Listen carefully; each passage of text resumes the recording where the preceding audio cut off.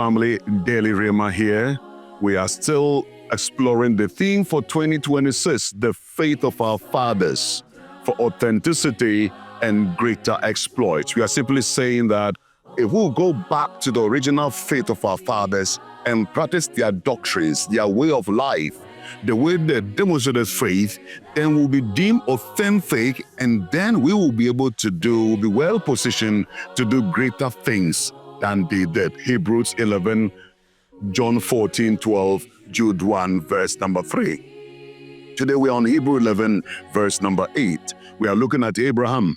By faith, Abraham obeyed when he was called to go out to the place which he will receive as an inheritance. And he went out not knowing where he was going.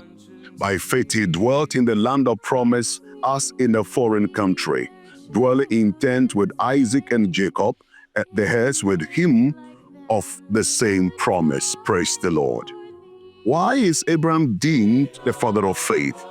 When God appeared to him in Genesis 12, he had no knowledge of who God was. He didn't know about Yahweh. God appears to him as a strange God, and yet he believed in Yahweh. When God revealed himself to him, the evidence was overwhelming, and he had basis to believe in Yahweh than in the gods of his fathers.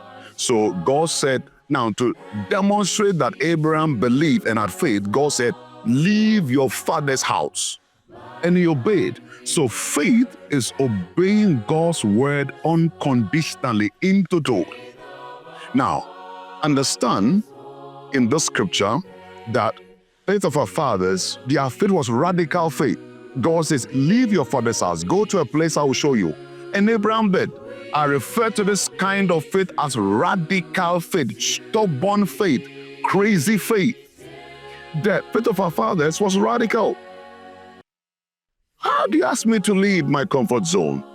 How do you ask me to leave my heritage and go to a completely strange land? And God said, I'll begin a new nation out of you. Cut links with your father's roots.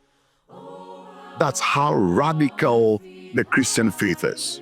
So Jesus told the disciples, leave everything and follow me, and I'll make you fishers of men. Hallelujah. So the faith of our fathers was radical faith. Why do I call that radical faith? Number one, they acted on God's word even when it didn't make sense. Leave your father's house and go to a place I'll show you. It didn't add up. It sounded stupid to obey. They didn't even know the exact location of the promised land. God said, keep going, I will show you. That was radical. And then they obeyed God when it didn't make sense. And they obeyed God because of the promise. Look at verse number 8 again. Abraham obeyed when he was called to go out to the place which he will receive as an inheritance. So faith is believing in the future, believing in the unknown, believing that what God has promised in the realms of the spirit will become a reality, which he will receive as an inheritance. He had not received it yet. And yet he went out, not knowing where he was going. By faith, he dwelt in the land of promise as in a foreign country. So faith is living on this earth, not living here as if the earth is our final destination. The way we are defining faith today clearly tells that Christians are not thinking of heaven. We are only thinking of the cars we'll buy here and the houses. We're investing all our money. We are not investing in heaven. We are not investing in crowns. We are not winning souls. We are not planting churches. We are not thinking of eternal reward. The Bible says that he lived in the promised land as if he was a stranger. He dwelt in tents with Isaac, faith of our fathers. My goodness, radical faith. They didn't care if God gave them plenty. Yes, God made him a millionaire at a point, but until that, Abraham lived in tent. He left as a pauper. Today, why are we limiting faith to becoming a millionaire? Marrying. Next year, by this time I'm married. We only limit faith to material things. The fathers of faith did not major on material things.